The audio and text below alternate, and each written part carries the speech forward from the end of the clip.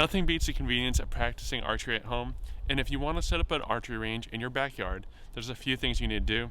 First, you need to make sure that it's safe and legal to do so, and then you need to pick a target that's right for the size of your yard, the type of archery you're interested in, and your budget. So in this video, we're going to go through a few of the different styles of targets out there, starting with the target that's right over my shoulder here, a big round bale.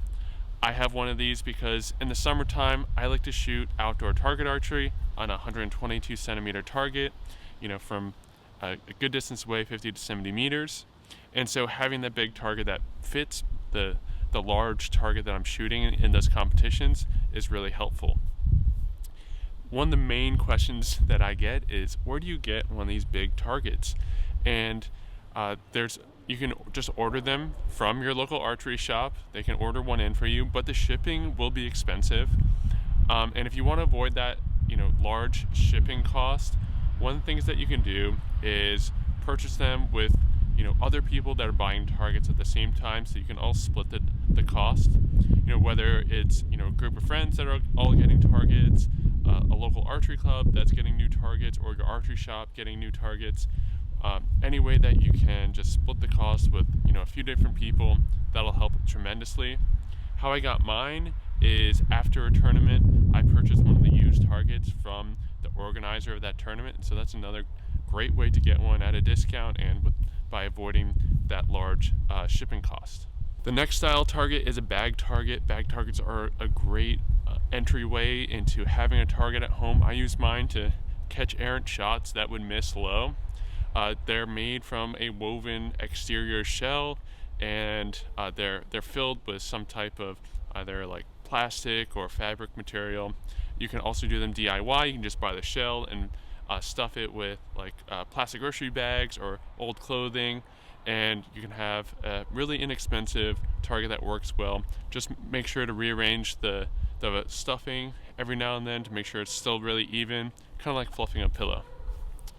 The next style target is a foam target. These are usually sold as a square target that, it stands upright on its own, which is really nice. You don't need a target stand for these. They come in different sizes. The one I have is pretty small. It's really nice and portable. I've taken it to, when I've traveled places and I want to keep practicing, I can just easily bring that with me. It doesn't take up a lot of space.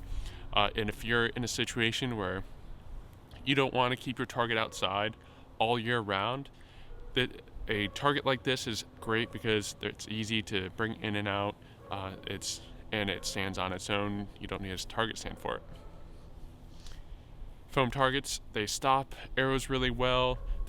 Most of the higher end ones especially, it's really easy to remove the arrows from them.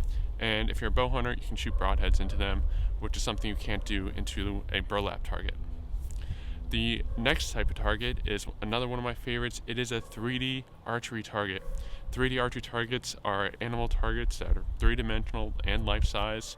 They come in a lot of different animal varieties, even dinosaurs and skunks, raccoons, up to elk and giraffes, elephants, grizzly bears, all kinds of really cool things. I have 3 deer targets at my house, and I enjoy shooting them all summer long.